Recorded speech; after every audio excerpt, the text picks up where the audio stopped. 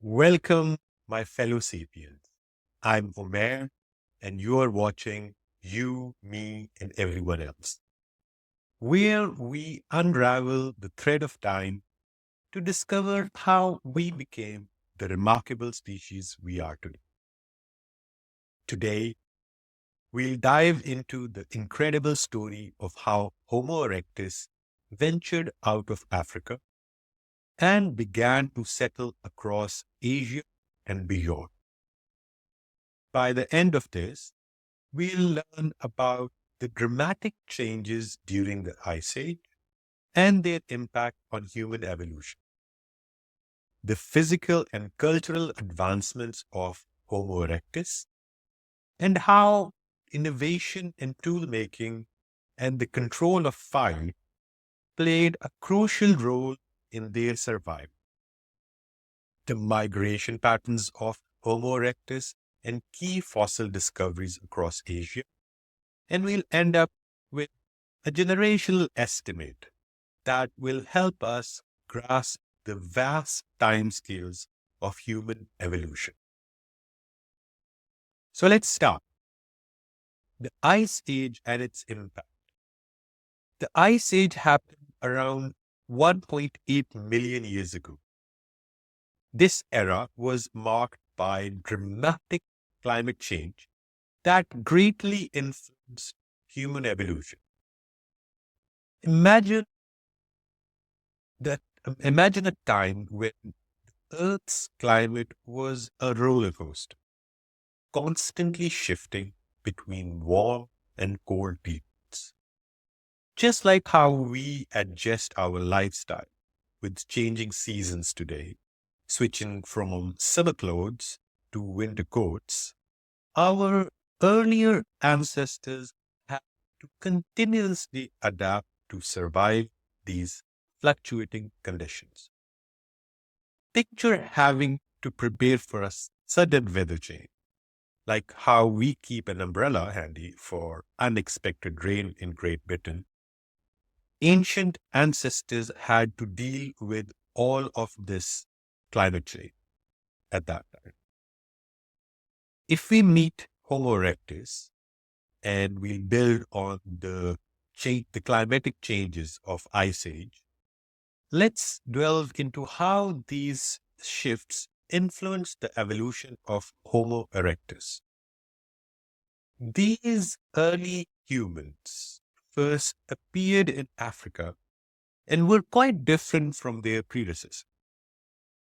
Often found in Africa, they had larger brains, about 600 to 1100 cubic centimeters, more rounded skulls, and they had modern looking limbs. They were taller too, standing around 5 feet and 11 inches on average. Think of them as the first athletes in human history, with a physique better suited for long distance travel and endurance. Imagine marathon runners who needed stamina to keep going. Earliest Homo erectus fossils were discovered in the Lake Turi region in Kenya.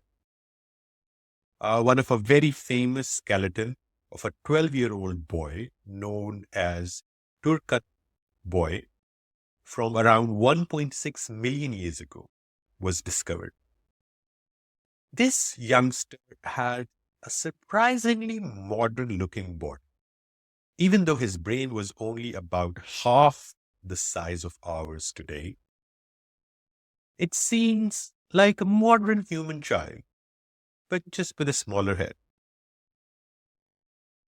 And imagine the daily brain uh, energy consumption that these early humans would have had to spend interacting with their environment.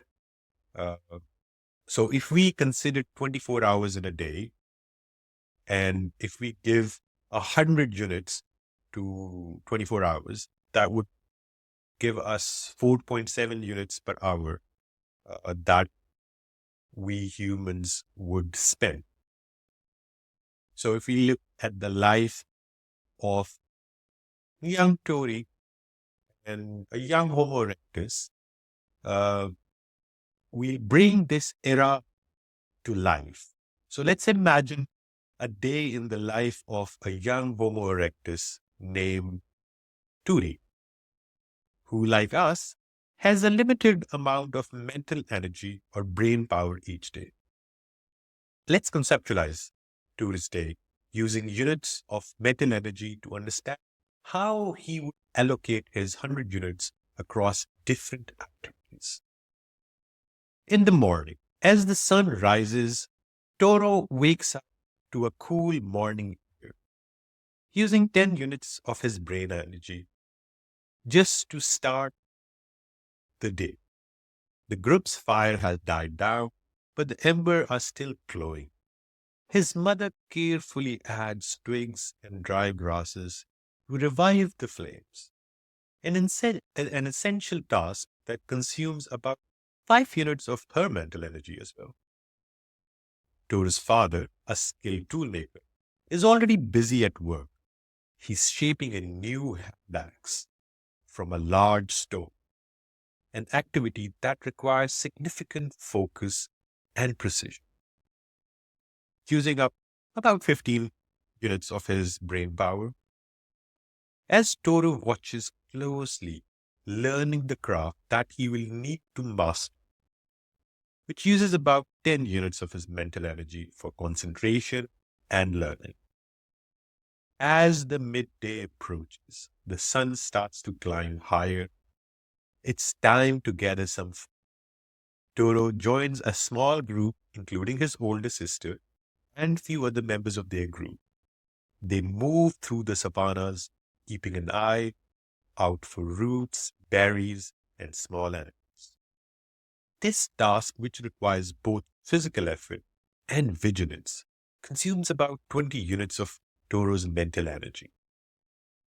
Toro's sister spots a rabbit. With a swift throw of her hand axe, she successfully catches it. Using 10 units of her mental energy, the group cheers, knowing this good meal. However, staying vigilant against large predators like lions and hyenas in the distance add additional 10 units of everyone's mental effort as they move quickly but cautiously back towards their camp, their hands full of gathered food. It's evening time. Back at the camp, Toro Mothers is preparing the evening, which consumes about 10 units of her mental energy. The rabbit is roasted over a fire, and gathered roots and berries are shared among the groups. As they eat, the adults share stories of the past hunt and migration, passing down knowledge through generations. An activity that uses about 5 units of Toro's mental energy. After the meal, Toro and his friends play near the fire, mimicking the actions of the adults, pretending to hunt and make tools. This play is very crucial. It teaches them the skills they will need to survive and uses about 10 units of the remaining mental energy. As the stars fill the sky, the group settles down around the fire. Toro listens to the comforting sounds of his family, the crackling of the fire as he drifts off to sleep, having used his full 100 units brain power. Sleep is essential for recharging his mental energy for the next day. How about that? So now we're going to go back to Homo erectus as a tool innovation, innovator, and a tool. So Homo erectus were not just survivors, they were innovators. They crafted sophisticated tools like hand axe that were big leap from simple choppers used by earlier humans. Imagine the difference between using a basic butter knife and a Swiss knife. These hand axes were vastly versatile tools used for everything, from butchering animals to digging up roots. In addition to the hand axe, they made other tools such as cleavers and flake tools. Picture a Swiss knife with different functions for different tasks. Then, around 1.5 million years ago, they tamed fire. Picture a family gathered around a campfire. Fire was the game changer. It provided warmth, protection, and a way to cook, making it easier to survive in various environments. Evidence of controlled fire use has been found at sites like Wonderwerk Cave in South Africa. Imagine how much easier it is to cook food on a stove compared to eating raw ingredients. The fire made a huge difference in the story of human evolution. Now we'll talk about the Great Migration. With their new skills and tools, Homo erectus began to spread out of Africa. They migrated across the Sahara into Asia, moving, moving with the changing climate. This migration was part of a larger pattern of animal movement between Africa and temperate regions, peaking around 700,000 years ago.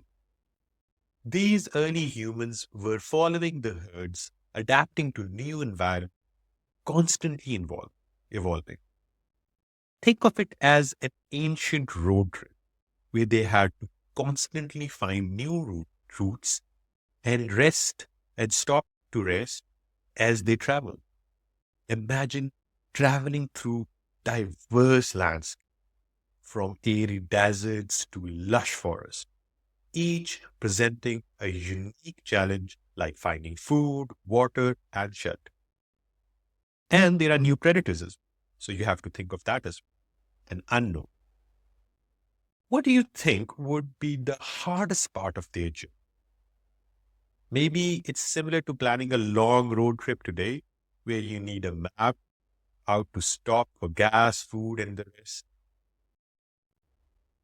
We discovered these fossils of early Homo erectus in Indonesia. We still have to learn a lot about these early settlers.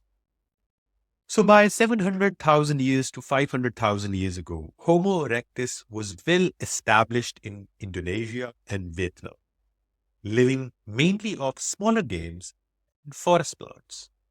In China, the famous cave near Beijing reveals remains of at least 40 individuals who lived there between 460,000 years to 230,000 years. These early humans were adapted to deer hunting using increasingly sophisticated stone tools.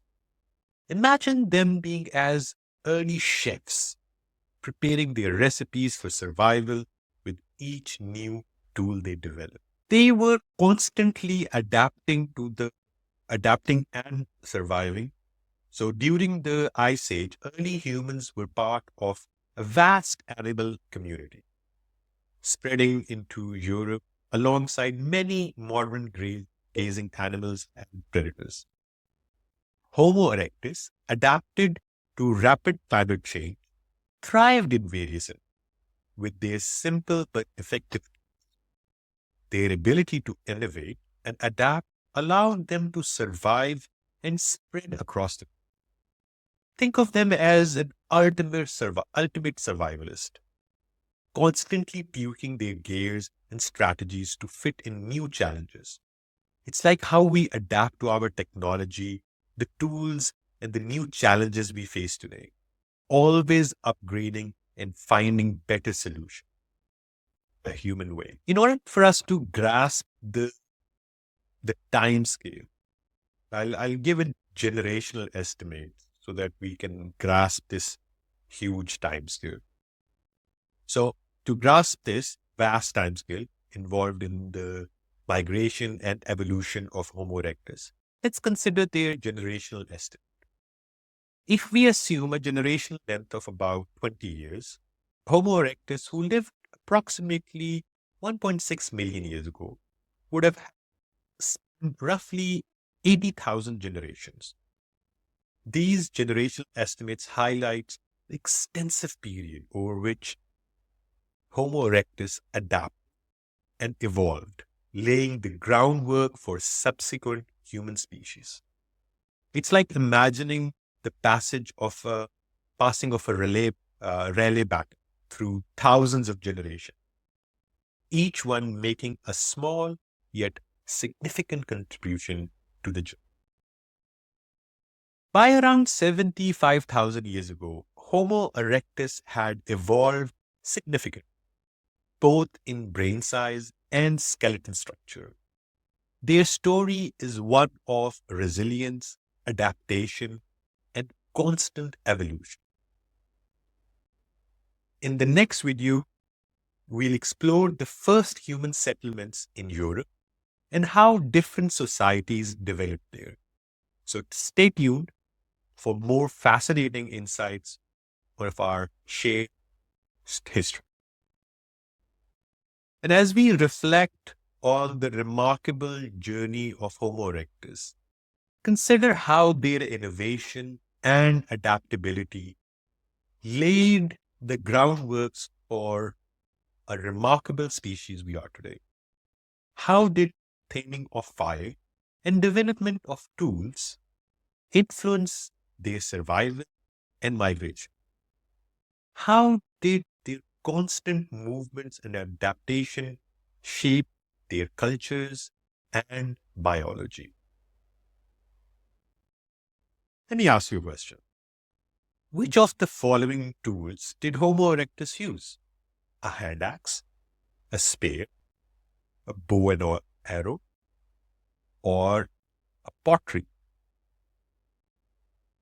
The correct answer is hand axe. They used hand axe. These versatile tools were used for various purposes, like I told, for butchering animals, digging up roots. They were very clever by using their tools. I hope you've enjoyed the journey back in time. Stay curious and let's continue to unravel the thread of times of our shared history together. What aspects of Homo erectus journey fascinated you the most? Leave a thought in the comments below. And in our next chapter, dive to the story of early human settlements. Until then, take care. Bye. And remember, we are all made up of stardust. Simple.